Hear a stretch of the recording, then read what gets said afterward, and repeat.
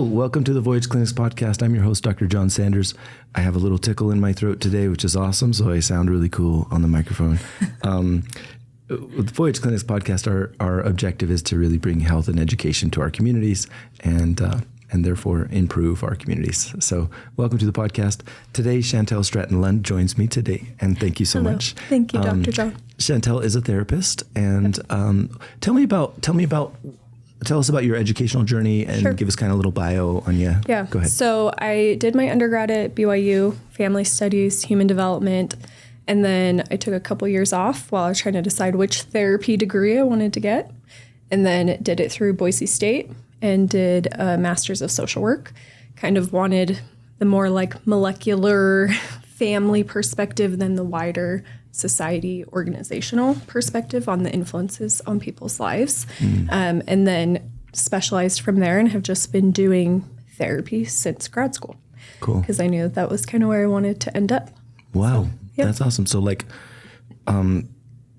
what drew you in that direction as far as the mental health therapy? It sounds like you started out more societal, like growth and development, and then went, well, let's get more into the family space. What was it that drew you in that direction? Honestly, I think I have just always had a lot of exposure to mental health, whether that's family, friends, whatever.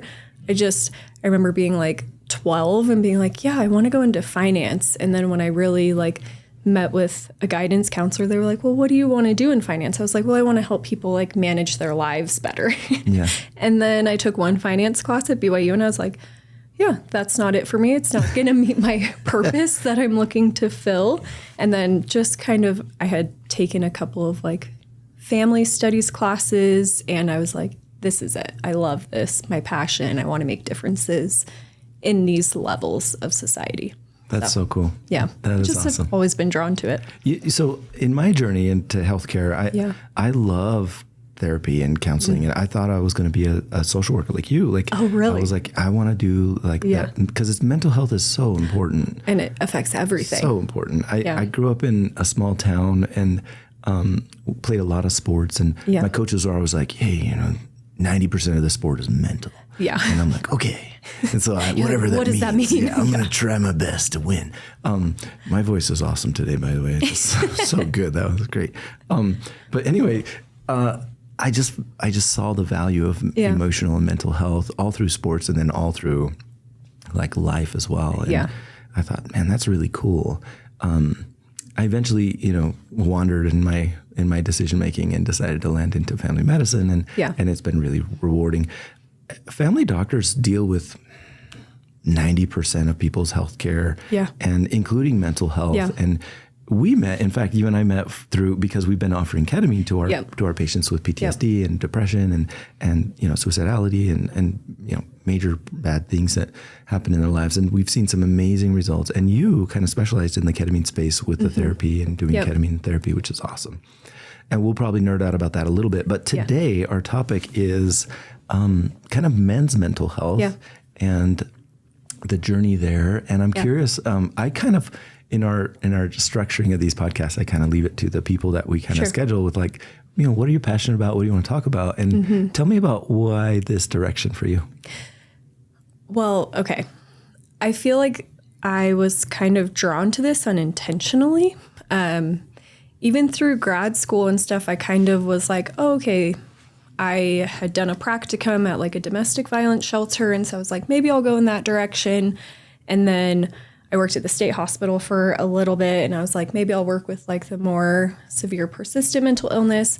And then I just found in doing individual therapy, there is a group here that is underserved that is half of our population. Right. When you're looking for therapy services, there's a lot of stuff that's very niched down to prenatal, perinatal, postnatal, right? Very female specific issues. And I just thought, and the more that I dove into mental health and men's mental health specifically, I just was like, this is half of the population that is being actually underserved. And also the outcomes tend to be worse, right? Because some of the statistics are kind of actually what drew me to it. And I was also personally affected by some of these statistics. I had a close family member who took his life, and he played into a lot of these statistics, right? Didn't reach out for help, struggled with addiction, a lot of these things that I just thought, if I could get into this space, I hope that I can be that space for some of these men so that they have a safe place to land where they can learn some of these skills that they can then take into their lives outside of the therapy room. That's, kind of the way that I was drawn to it, was just learning about the statistics and then also being personally affected by those things and being like, this isn't just a statistic, this is real people's lives being affected by that. Man, the social environment right now for males is especially challenging for several reasons. I think there are multiple traps and distractions and even total pitfalls that are just, they affect the male brain differently than the female brain. Yeah. And it makes it really difficult for guys of all ages, but especially our younger generation. Yeah. we were just chatting over lunch with some of my staff members, and we were talking about this, hiking and stuff and backpacking, and one of them said, yeah, boys are pansies now. Like, they don't get out and go hiking. And we were just John, these two ladies talking, and they're like, they go out and they talk about video games and all these things. Sure. Literally, video games are created to distract and trap the male mind way more than female mind. Yep. If I have two daughters, I have two boys. Yep. Both my boys struggled with it. Both my daughters were like, what? Yeah. What's the problem? The draw is not the same. It's not the same. Yeah. And I think it's because of our programming, our genetic code, or whatever. We are designed to be hunter-gatherer and builders. And if you can do all that in the digital space, totally, they hire like PhD psychologist people to create these things that really hinder man's progression personally, emotionally, physically, intellectually, relationship. Yeah. I mean, it's really dangerous. We have to really look at our environment and say, what are the things that are affecting me, and bring some awareness to the space of those pitfalls that are out there. Yeah. Whether it's addiction to screens, to video games, to porn, to all these things that are just so tough on the males out there. It's really tough. Yeah. Have you read anything by Jonathan Haidt? Which one? He's the one who wrote like The Anxious Generation. The Coddling of the American Mind. Awesome. Yeah, I like his stuff. Yeah. So he kind of talks about like this dichotomy in what is affecting like teenage girls and teenage boys, and really differentiates like for girls, social media, because it hits on those centers in the brain for girls, right? Like relationship, comparison, all of these things. And for boys, it is very much the video games, right? It does give this false sense of mission, purpose. I accomplished something. Yes, right. Like, oh, I checked a box. I made it to the next level. I'm doing all of these things. Yeah. It's fascinating. Yeah. It makes it really, really difficult, I think, to progress. Yeah. Whether you're trying to play guitar or be a better husband or a better person, the constant distractions, the constant dopamine that we're just, if we're honest, we're all addicted. Yeah. Even me, and I just talk to my kids. I have a 22-year-old boy and a 15-year-old boy, and my two girls are in between. Okay. And I really have to work with my boys and say, look, me too. Mm-hmm. I'm there too. And it's okay. Let's be vulnerable together, and let's talk it through and say, is this game too addicting? Or is it just fun enough where I can shut it down and not feel the pull as hard? Yeah. We have to have some kind of gauge here, guys, because it's not okay to get hyper addicted into anything. And so, it's been really challenging. Yeah. Yeah. And I had not that long ago, I had a teenage client, male, who came in and was like, I had to stop playing this game because I looked at my stats on it and I saw that I had spent more time on this game than I had spent in high school. Yeah. He's 19. Yeah. Yeah. And so it's like, the amount of time consumption, because the time passes easily, right? Yeah. When we're doing the low resistance things in life there. Totally. I want to hear about other challenges that you see in the men's mental health space, and any other thoughts that you have in that space. Let's keep moving. So I think one of the challenges is, if we're talking like suicide rates among men, completion of death by suicide is 4 times higher among men than women. And there's probably a lot of reasons for that, but a big part of that is the choice of what they're using to try to attempt, right? And so I think this is something that I've seen a lot with my male clients, and especially those that are like first responders or vets or things like that, where guns specifically are also their hobbies, right? So it's like, they're like, yeah, this is actually an outlet for me. This is actually a skill that I have. And then they have access to lethal means. And so I think this ties into like this vulnerability component here, where it's, you know, it's hard because I never want to say, well, don't have those if that's like your only outlet, if that is the one thing you find enjoyment in. But maybe let's find a way to have a safe person you can reach out to if you're not feeling safe with those things there. It's just like being drunk and driving. Like you just got to be like, hey, look, here's my keys. I'm not safe right now. And that kind of hits on that. Okay, do they have a relationship that they can turn to where they can do that, where they feel comfortable being like, hey, I'm in a tough spot right now. I don't really feel comfortable having these here. Can you hold on to them for me? That sort of thing.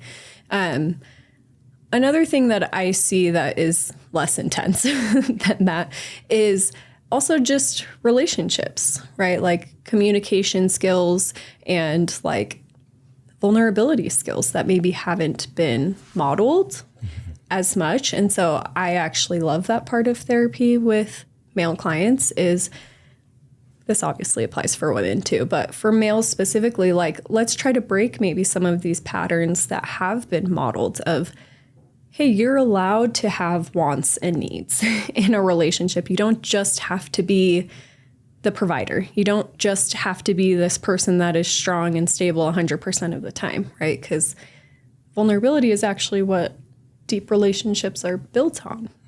So I think that is also something that I see very often is, well, my partner, my child wants me to, you know, give more of myself emotionally, and learning to feel comfortable doing that, which is so hard for everybody, but especially if it's been modeled to you as vulnerability is weakness, and trying to do some of that unlearning, which often ties in well with ketamine and that whole conversation that we'll probably get into. But I love that you mentioned vulnerability. I think it's so clutch, and it's really hard to get there for both males and females. Especially maybe for males. We are genetically different and physiologically different. Like a male's testosterone, normal testosterone would be anywhere from like, 3 to 800 as a a post puberty male. A female's testosterone is like 3 to like 25, 50, up to 50. Right. And so we're just so different. Yeah. And that testosterone drives, right? It drives you to win. Absolutely. It drives you to go out and hunt and gather and do things and fight and do and battle. And so I think for that to be vulnerable is sometimes harder. Yeah. But also very important. Brene Brown now, Power of Vulnerability. She's amazing. She has some really, incredible. Really great stuff. But I think that how can a guy get to the space of vulnerability is the question. And if I had to answer as a male, I think it's partially about just understanding your intention. Yeah. And if your intention is to like love your family or yourself, or just move forward with a good intention, and you're recognizing there are roadblocks to that, and you're seeing some pain points. I'm getting angry a lot. I'm getting frustrated a lot.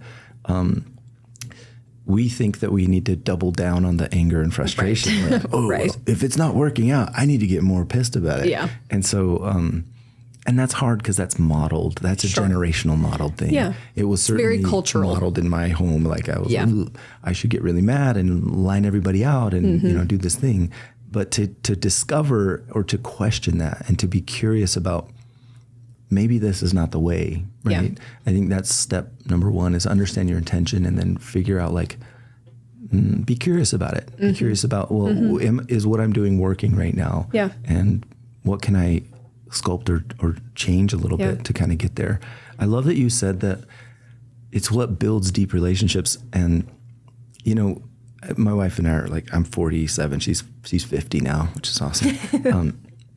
And we had some deep relationship growth, even just recently, with some vulnerability spaces. And it started with just like, hey, you kind of suck at like, you know, emotional validation. And I'm like, I don't even know what that is, right? And so you're like, how? Like, what is that? Like, it was not modeled in my home. I don't know. Yeah. Toughen up, you know, suck it up, rub some dirt on, and go forward. And so just being curious about that and understanding. And it's helpful when someone points out like some of the space that you can kind of work on. Yeah. But that's not always possible. Yeah. So it creates these emotional intelligence blind spots. And for sure. I don't know, what are your thoughts on, or advice to guys as that we're like, how do we even find a blind spot? How do I even see that? Because for years I didn't see it until my wife's like, hey, it's been a while. We've been married for a while and you're not very good at this thing. And she's like, you're just trying to solve my problems. Yeah. And I'm a doctor, so that's what I do all day. Right. And so I was like, oh yeah, I should just come home and give her a bunch of recommendations. Yeah. Which doesn't She's work. like, I've already played through those things. Yes. I'm smart enough to know what my options are. I actually don't need to have someone else tell them to me. Totally. So how do we find these, what are your thoughts on becoming more vulnerable and maybe looking inwardly, and maybe some tools or some processes or some ways that we can be better at that, to discovering those blind spots that we have, whether it's addiction, whether it's I'm an overbearing person or I'm an underbearing person. I'm rolling over too much. I'm not being assertive and you know, I have whatever your thoughts are, please. So sometimes I think a good gauge of that, male, female, whatever, is, are there interactions where you find yourself kind of having this shame response, this kind of punch to the gut feeling, like something about that didn't go as smoothly as I thought it was going to. And obviously, if you're in a healthy, you know, communicative relationship, asking your partner like, hey, how do you feel like I'm doing on like meeting emotional needs here? And if that space is conducive to that, right? Being like, hey, the emotional validation piece is not really happening here. That'd be nice to kind of increase. Then yeah, I would say for a lot of people, they don't have that. Or for, what is the statistic currently? I think it's like 60% of men 30 and under report being single, right? So a lot of men are not in these like committed long-term relationships right now, which is a whole other thing. But honestly, I think this is a great place for therapy, right? Like, I love when I have someone that comes in that is like, hey, I want to see these things. I want to actually be guided in seeing what are ways that I can actually either enter healthy communicative relationships, or how can I improve the one I'm already in, that sort of thing. I would say one thing here is getting comfortable with discomfort. Which is obviously a lot easier said than done. But when we have a shame response, which I often feel like it's like the internal ick, where you're like, ugh, I don't even want to think about that. That's terrible. It's like, okay, what is that telling me, right? Like almost just building this baseline awareness of how you respond to your own actions and reactions. Because I think there's this misperception that like, oh, if someone gets angry and they're yelling at their spouse, they're proud of that.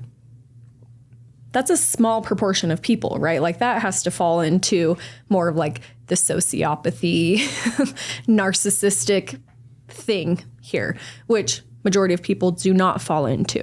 So then I think it's very much trying to look at head on, okay, if I'm doing some of these things, if I'm relying on anger as like my baseline emotion, because another thing here is in our culture, it's very much women are conditioned to be happy, sad. Those are kind of the two groupings that were more so allowed.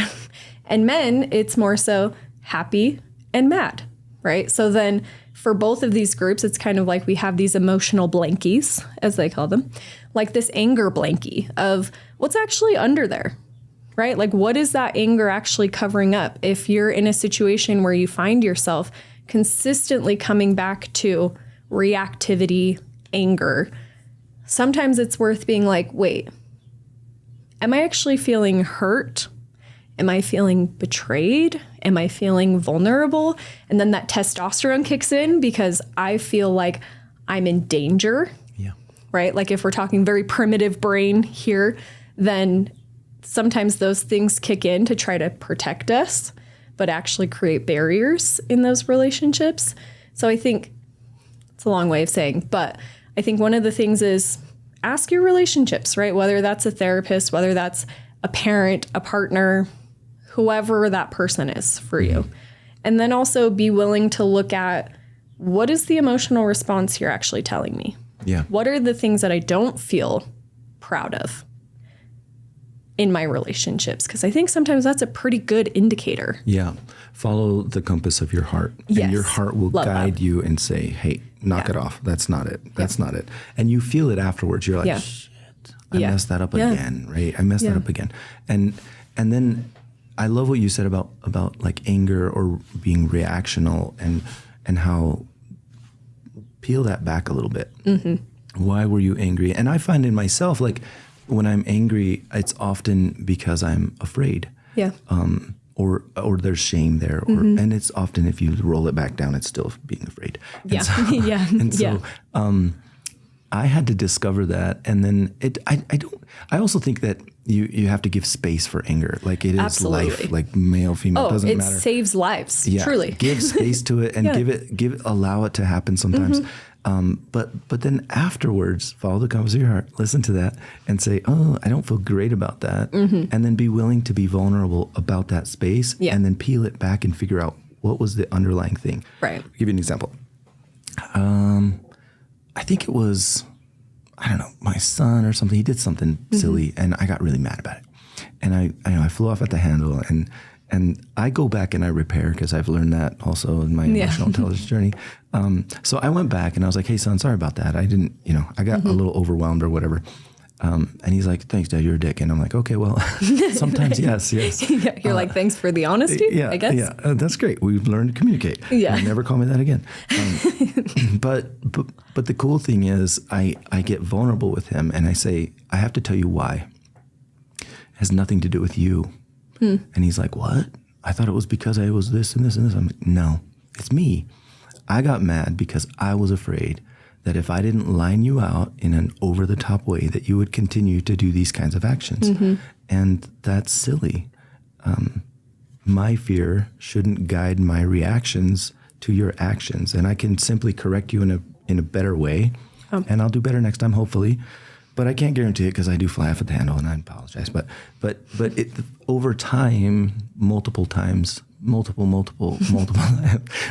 my kids learn that Dad is imperfect and vulnerable and it's okay. And then they don't get so crushed by the anger, right? Because that's the repercussion is if you don't go back and repair that, you don't know what that kid is feeling or seeing and then self-talking. Dad got angry at me. I'm a piece of crap. I'm worthless. And so you have to go back and repair and fix those internal dialogues and framework and reframe stuff and then correct your own and be vulnerable with it. That's what I see. Yeah. And I think anger is such an interesting emotion because I feel like it is sometimes villainized, right? Like don't ever feel that. And I'm like, anger is one of the core emotions we feel and one of the most adaptive ones, right? It gives us energy. It propels us.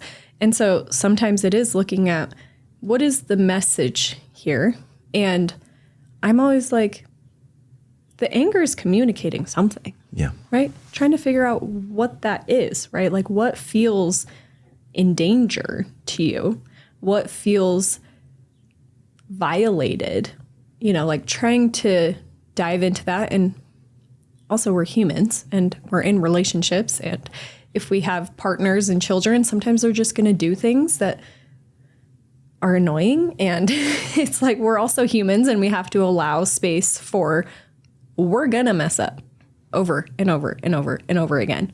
And the goal here is never to feel these emotions. The goal is what we do with them, right? We're never going to make anger peer, because then our species would die off, right? Like if we think about someone who's being physically assaulted, right? If you're getting mugged, you're going to go anger because it's going to keep you safe. Yeah.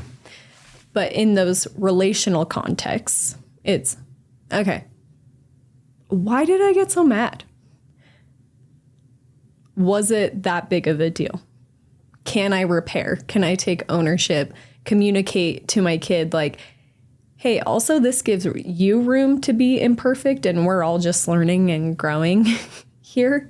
So it's like with anger, sometimes it can be this like blanket emotion and sometimes it's worth looking deeper into and sometimes it's just not, right? Like not everything is that deep. Yeah. It's not that deep, Dad. Yeah. My kids say this all the time. I don't know what it means, but cool. I kind of get it, maybe. They're like, it's not that serious. Not that deep, Dad.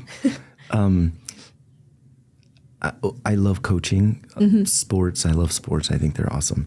Just the learning that can happen and everything is wonderful. And sometimes as I'm coaching these kiddos, I've coached all my kids in their little sports, whatever they do over the years. And sometimes they were young and kind of like, not as strong or not as capable. And so, one of them would be hitting a volleyball, trying to get it over the net. And I'd say, well, you got to get a little angry at it, get a little bit mad and let's channel some fury in this situation. And they're like, what? Oh, okay, fine. And if I could poke them a little bit, I wouldn't, be inappropriate or anything, but I just poke them, say, get mad at this. And they're like, okay. And then boom, they hit the ball over the net. Yeah. And same thing with learning. I'm an aggressive learner. And so I used to get mad when I didn't understand something. And my teachers actually really valued that. They were like, oh, he's not mad at me. He's just mad that he doesn't get it. Right. And so then they would have to, it's drive. It's drive. And I'm like, very good. No, you don't understand. You don't get it.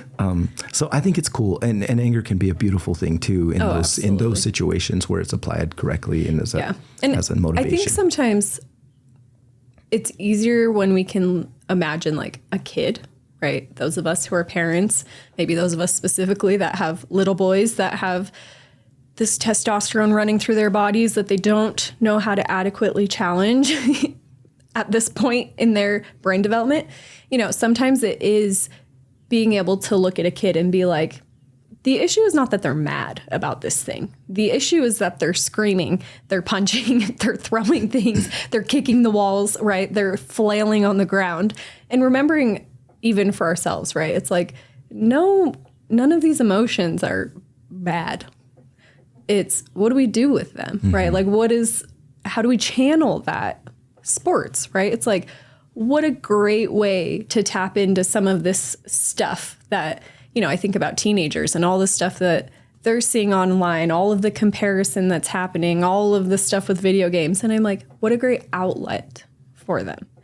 And I'm like, the emotion isn't bad, right? We're trying to help even us as adults learn to channel this in a way that isn't destructive to ourselves or to our relationships, right? Yeah. So I would say that's where I try to distinguish the line there of no emotion is bad.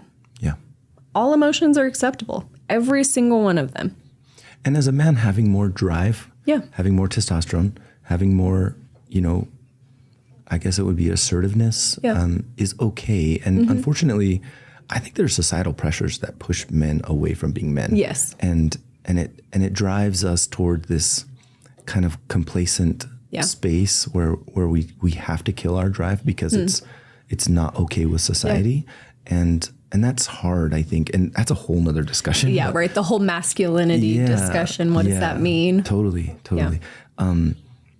And so, maybe we have another chat about that sometime because I think that does play a huge role in men's mental health. I see roles being switched and shifted in the homes because the man doesn't feel like he can be a man. And so he has to like cower and castrate himself and then figure out how to be something different. And that's so dysfunctional. And I don't think either spouse or that person has any desire to fall into that space. It just happens. And there are forces at play in our society that are worth discussing and uncovering a little bit to discuss why that sometimes happens.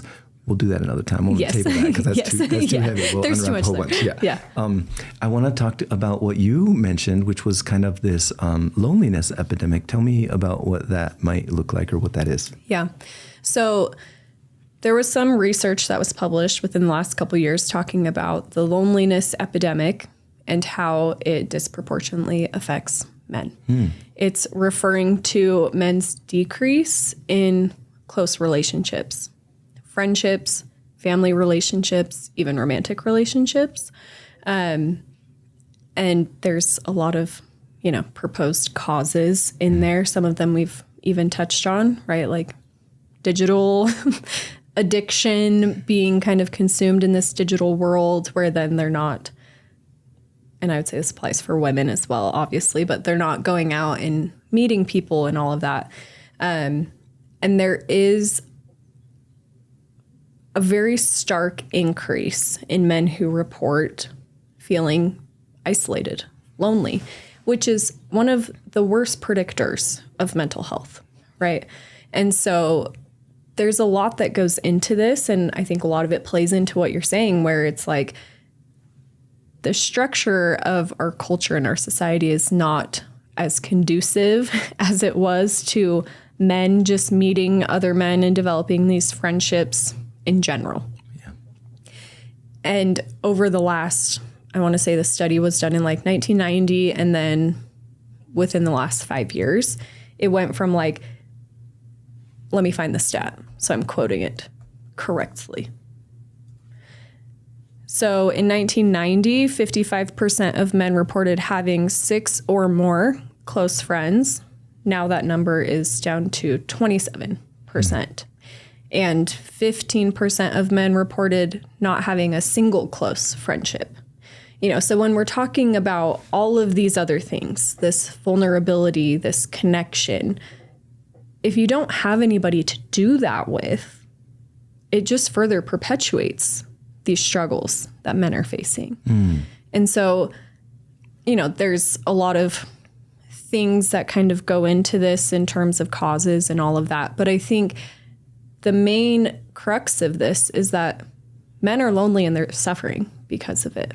And they're often suffering alone and in silence. And then they have access to more lethal means. They choose more lethal means. Yeah. And so then it kind of creates this cascading effect that is not great. Social connection is one of the keys to mental wellness in males and females. But what you're saying is it affects males more profoundly, which is interesting. And I think I've done a lot of pondering lately, so it's fun that you bring this up, but I've done a lot of pondering on this topic of the art of friendship and the importance of friendship as we move through our life's journey. And not just our spouse. I think in Utah County, we got a big religious community here, and we value our families and we connect with our spouses, but sometimes we're remiss at actual friendship. Yeah. And I noticed that, I'm like, I don't really have close friends here. What is going on? And one of my good buddies actually here is not a religious person. And it's interesting. I think we lose some of those skills, those friendship skills, because we assume that, I guess, I have a friend in my spouse and my kids and I'm busy and I'm doing things. And so there are these forces at play. But for me, having this one guy, he's just my bud. And he checks in. He's like, hey, man, what's going on? It's a little bit of effort. It's not much. He literally texts me once a day. I'll text him back. And then we'll hang out every once in a while. And it's like having a bro. Like you're just like, you know what? This is so healthy for me. And people joke and they call it a bromance or whatever, which is probably true. We love each other, but it's just so appropriate and so good. And it's so satisfying for me to have somebody that I can literally just talk about anything and he can talk about anything. And there's no judgment. It's unconditional. There's just, and so I don't know. I think maybe in our larger society, there are other forces at play, but here in this community, there are some specific cultural things that maybe can shift around a little bit and put more value in that. I mean, we used to have the bars and stuff, but largely in this religious community there, nobody drinks, right? And so it's like, where are the gathering spaces? Right. Yeah. Which I think, obviously pickleball is the answer because it's the answer to everything. But pickleball's been really good too. Yeah. When I first moved here from Moab 7 years ago or so, I connected with that community, and that's always been my connection point, honestly. I would always go play ball or go play basketball or play volleyball or soccer, and it would plug me into this group of people and men and sometimes women too, and just, have some opportunity to socialize. Yeah. Centenarians, these people that live above 100 in these communities, one thing that they all have in common is a consistent spot where everybody socially connects, and they have those opportunities, and I think it just highlights the importance of what you're talking about. Like, how do we shift that around, and what are your thoughts on fixing it? I mean, I think it's kind of this. I have a question for you before I answer, because you're talking about like a very traditional way that men connect, right? Activity-based gatherings. That's kind of the social gathering place, is activities for men. So what do you find has helped kind of bridge that gap between like, oh, this is just an activity that I'm doing with a bunch of these guys, to, oh, it turns into more than that, someone I can depend on? Yeah. I would say most of my sport bros, my pickle bros, over the years, has taken a long time over the years to really deepen that trust and relationship. And still there is just a little superficiality there. Sure. Because we just don't, we just, like, none of them check in on me, And I don't know if you actually have. I had surgery and I haven't been playing, so they're like, "Hey man, what's going on?" But the one friend that I have that's really close, really, it was a building block of service. So like, I went to his house. I didn't even know him. I was like, "Hey, I heard you got a saw." He's like, "What? Who is this guy?" And I'm like, I need to cut this piece of wood. And I make these little pieces of wood for my clients, my patients. And my saw broke, and I just, I heard you had a wood shop. And so I just, said hi. And that was hard. I had to overcome some like social whatever. For sure. And he's like, "Sure, here you go." And we, and then we just got to talking. And then I noticed his wood shop was a wreck. And I'm like, "Hey man, can I just come help you clean this place sometime? Like, I'll help sweep or whatever. I used to work in a shop." And he's like, "Yeah, totally. What do you think? Like, maybe tomorrow?" I'm like, "Yeah." And so I just went back and I helped him, right? Because he helped me. And I think that helping thing is how guys, it's a pathway for guys to develop a trusting, loving friendship. Builds that. Yeah. Whereas sports is really good too, but there's not as much vulnerability, because when you're vulnerable with me, like, there's more trust and there's more stuff there. And so I think seeking opportunities to help other people, and then even to ask for help. "Hey man, I need some help with my whatever." And then who knows where that can take you as far as friendship. And then for me, just consistently applying effort there, because friendship does require some degree of effort. And it was more from him. He taught me how to be a better friend. I was not very good at this. But he would just do simple things, simple connection things, and just, occasionally reach out for a connection point and say, "Hey man, hope you have a good day." Like, that's all. And there was no expectation of me responding or anything. Yeah. And so I think that unconditional, consistent connection and helping each other was like the key to building that connection and friendship. And hopefully I can do that more. Like, it's a skill that I'm cognizant of, and I'm like, for sure, I need to be a better friend to some of my bros out there and connect with them too. It's not all on them to connect with me. I can do some connecting myself. But so I would say maybe you asked for some solutions here in terms of like developing friendships. I would say if it's like a large group, try to do smaller group, right? Like, asking one person to kind of hang out, do something, whatever. You're like, if our hobby is basketball, is there something you guys can do that's just more like one-on-one, right? Because that's, or even like 3 or 4, it's like, instead of a whole group of 20 people, it's like, what are the odds that things are going to get vulnerable in a group of 20? Probably close to 0. So trying to be like, hey, this is someone that I, feel some sort of just like, they seem chill. Okay, maybe I want to get to know them more, or there's like a similarity here.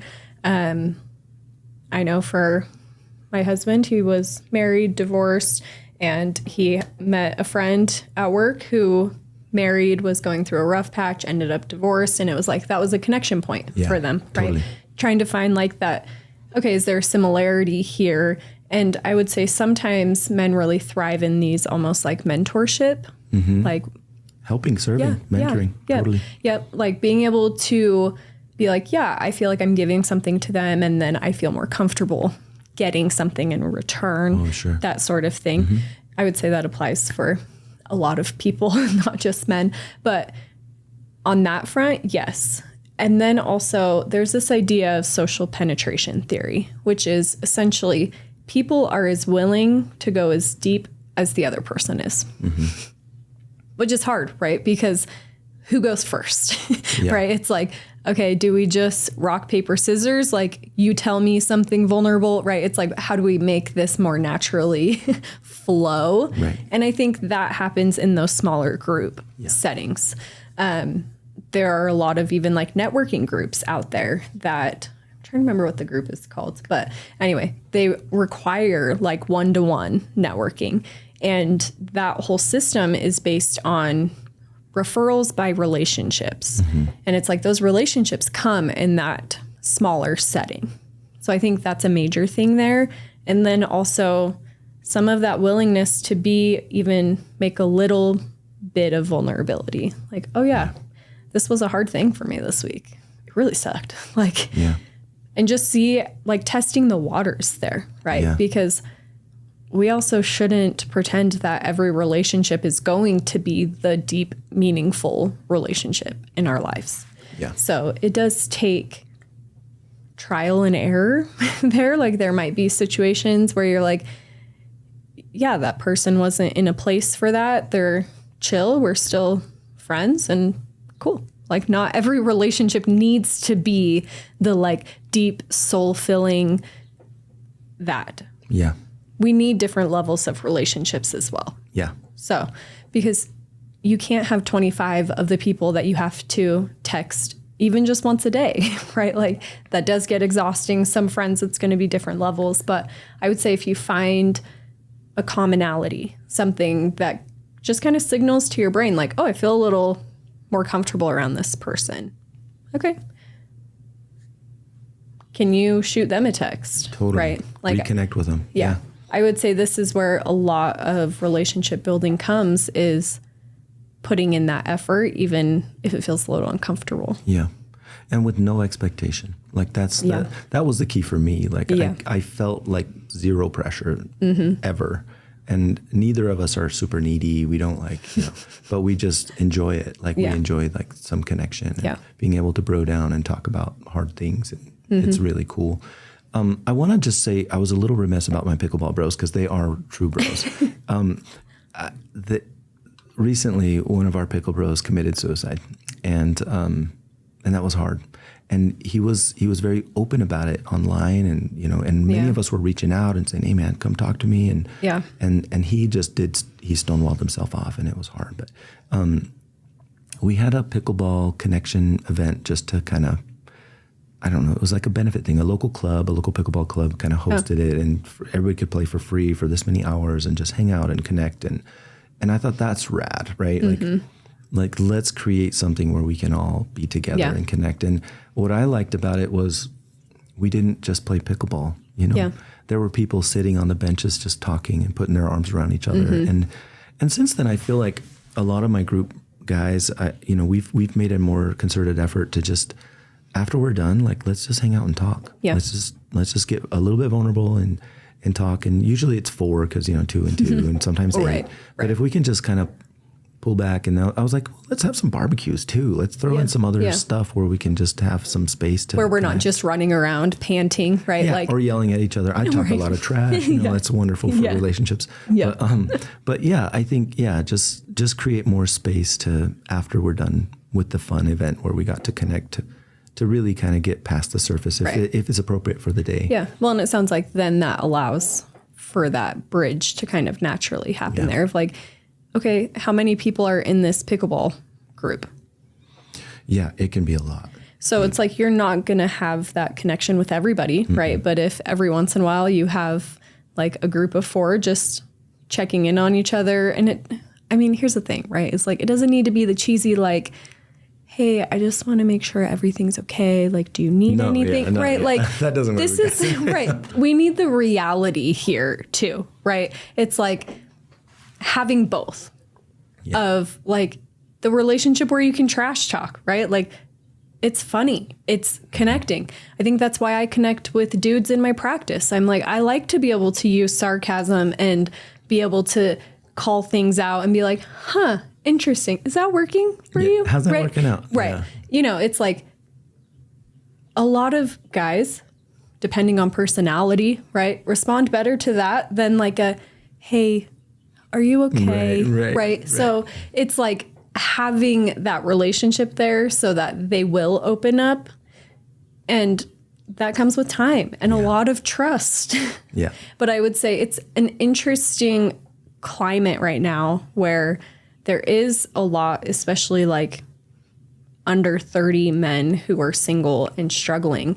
And so in some ways it's like they need that friendship, that connection more than ever, because a lot of them are not at a point where they have that stable, communicative, healthy partnership to turn to in their times of need, So it's kind of an interesting thing where I think friendship is actually a pretty big solution to a lot of these struggles that are being faced. That's really cool. The power of connection and social interaction. Absolutely. Yeah, it's just so healthy for us. Yeah, and also to have fun and just like shoot the shit together and like connect over things and work and all the stuff, right? It's like have the serious, but you also need the fun, right? Like if we think about even marriages, it's like if it was all business all the time, that's not a marriage I want any part of, right? Like we need a full spectrum relationship for it to feel like that trust is fully there. So a lot of what we were talking today is breaking down barriers and connecting and being vulnerable, and a lot of it is really principles of neuroplasticity. Yeah. And what that is, just like for our audience, really not for you, but it's just an ability to change our minds and our actions and where we're headed or what we're doing or what we're thinking. I want to speak to the ketamine space briefly. Sure. Ketamine causes a spike in BDNF, brain-derived neurotrophic factor. And I explain this to my clients as it's like growth hormone for your muscles in your body, but for your brain. Yeah. And it helps it like lay down new synapses and amazing. New thought processes and recalibrate. And I've seen some miraculous development and growth where people came and they didn't know why they were feeling this way or reacting this way. And they had to roll that back, and they couldn't peel it back with them by themselves. Obviously send them to someone like you to help with that peeling back the onion. But the ketamine was a culprit to that as well. And it just created more vulnerability, more openness to change. That neuroplastic spike that happens with ketamine treatments is really cool. Can you speak to that space from your standpoint? Yeah. I mean, I have been working in or closely with a ketamine clinic for the last almost 4 years. And, it's indicated for treatment-resistant depression. I think you called it TERDs last time. TERDs. Last time we chatted. And it is one of those things where there are a lot of people out there that respond great to traditional meds, right? Like the SSRIs, the Prozac, the Lexapro. And then there's a group of people that do not respond to any of these medications well, right? Whether that's they have side effects that are not great and worsen their symptoms, or they have side effects that just make them feel numb or whatever it might be. And ketamine is such a cool tool because it is still a medicine, right? But it's also a psychedelic. And so the neuroplasticity effect, when we're working with people that maybe are very entrenched in beliefs and behaviors, which I would say is fairly typical all of us. Yeah. And especially if we're really struggling with like depression, things like that. The way that I like to think about that neuroplasticity is, have you ever been skiing and it's like 3 p.m. and there's been thousands of people that have been down the run, and you're like, if I even wanted to go in the trees right now, I would have to like take my skis off. I would have to walk into the trees because it is so groomed down here with all the people that have been coming. Like, I'm just going down this path, right? It's so smooth. It's so groomed. It's been over and over and over. And then if you come back on a powder day, first one on the run, you kind of have the choose of the lay of the land, right? You're like, do I want to go this way? Do I want to go this way? Like, where do I want to go? And neuroplasticity is kind of that, right? Like, it's this fresh coat of powder on top of these patterns that we have laid in our brains to allow us to make some of these changes, which is where I really try to emphasize with any of my clients that are doing ketamine. Neuroplasticity is great, but we really need to pair it with even some little changes here, because neuroplasticity works in both directions, right? If we're doing what we've always done, we're going to even further entrench those beliefs, those behaviors, those thought processes. And so even pairing it with therapy within, like, I would say within a day to 3 days post-treatment, it's really cool to see the benefit that people can get. And even for people, like, I've seen it with depression, I've seen it with PTSD, with anxiety, like there's a lot of these things here that it's hitting on, and just being able to change some of these things that feel like there are such massive barriers to in our lives. One of the things that I talk about to my clients before they even start treatment is, what's your intention here? Yeah. And if I can get that intention aligned with a good direction, I don't have the answers. I don't have the therapy skills. So I will have them couple with you, but at least we have an intention here. Yeah. And then couple with you a couple days after therapy. It's magic. It's like they can make some big time tectonic plate shifting. I had a gal come in and she's like, I'm just so angry. And I'm like, well, what are you mad about? She's like, this. And she rattles off some things. And I'm like, oh. And she had some trauma in her past and some things that we were very much indicated for ketamine. So she did the ketamine, and it was amazing. Her intention was to get rid of being angry all the time. Yeah. Sent her to someone like you, and then we did the ketamine, and it was magic. Like I could see like after usually like 5 to 6 sessions is the sweet spot for a lasting neuroplastic change. With the therapy and the ketamine, like incredible changes and lasting. Like it's not, and we've been able to take people off of these medicines, right? The SSRIs or the tricyclics or whatever they're on. And it's been magic. It's been really, really cool. It's neat to see, yes, it's a psychedelic, but there's something about disassociating from the anger. You're gone from it. You're gone from the trauma. You're gone from the depression. It doesn't exist. The world doesn't exist. Nobody exists. There's this freedom that is there. Shuts down frontal cortex. It's gone.